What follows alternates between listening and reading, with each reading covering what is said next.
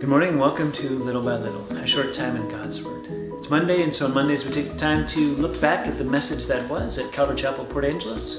You can find that teaching at calvarypa.org/latest message. Check other messages there under the sermon or media tab. You can also check us out on YouTube. We're in the book of Esther. Today, Esther chapter 5. On the third day, Esther put on her royal robes and stood in the inner court of the king's palace, in front of the king's quarters, while the king was sitting on his royal throne, inside the throne room, opposite the entrance to the palace. When the king saw Queen Esther standing in the court, she won favor in his sight, and he held out to Esther the golden scepter that was in his hand. Then Esther approached and touched the tip of the scepter, and the king said to her, "What is it, Queen Esther? What is your request? It shall be given to you, even to the half of my kingdom." And Esther said, "If it please the king, let the king and Haman come today to a feast that I have prepared for the king."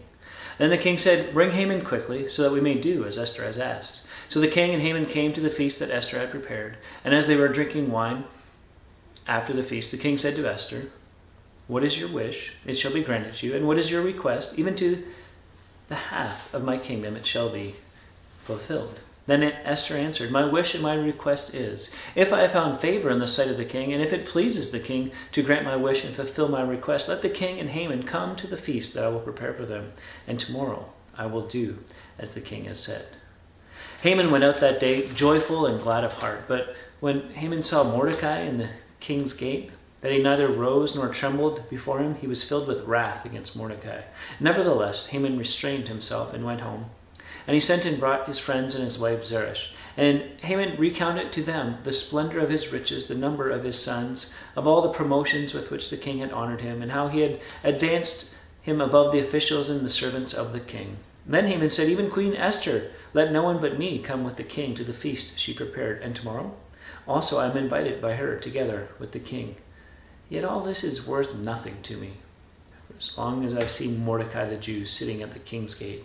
Then his wife Zeresh and all his friends said to him, "Let a gallows 50 cubits high be made, and in the morning tell the king to have Mordecai hanged upon it.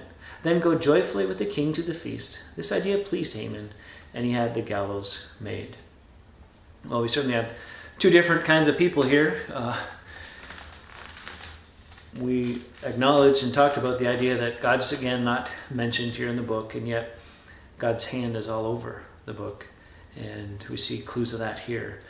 The third day is the third day of the fast that Esther took to prepare for this meeting. You know, she had previously said, "If I perish, I perish," and then she said, "We're going to fast for 3 days." And we suggested that prayer was part of that process, because now she's got a plan, and she approaches the king with a plan. And to approach the king uninvited is certain death unless he extends the golden scepter. And so imagine her relief when the golden scepter was extended to her. Here's the point for us. You have complete access to God. The golden scepter is always open.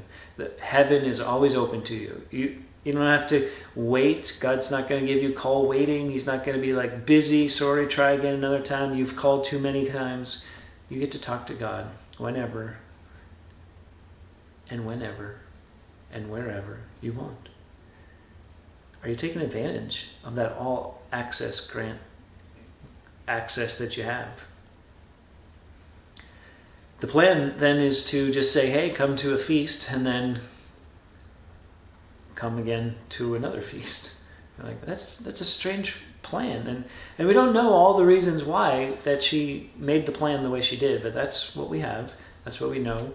We suggested that some commentators kind of overlaid the feast of Passover during this period of time, this season, and perhaps she was following that. And so when she's asking for another day, it will come to the 17th day of Nisan, which was the day the armies of Pharaoh were destroyed. And so that's kind of interesting. The other side is Haman, who is full of himself and thinking that life is great and grand, except for this one little thing. And we talked about how we have sometimes one little thing in our life that derails us, that causes us pain, that slows us down, that stops us from growing, from witnessing, from serving, from giving, whatever it might be. And sometimes we see it, and sometimes we don't. So we need some friends around us to counsel, that gives good counsel, not the kind his wife gave, but good, godly counsel. And the things that we do see, that we do need to change, that we do need to do something about, because it's blocking our faith, it's blocking the next steps. If it's sin, we need to confess it. If it's just something that is a character trait that's not good, then we need to pray about it and ask God to help us and strengthen us with His power so that we can do all His will. Until next time.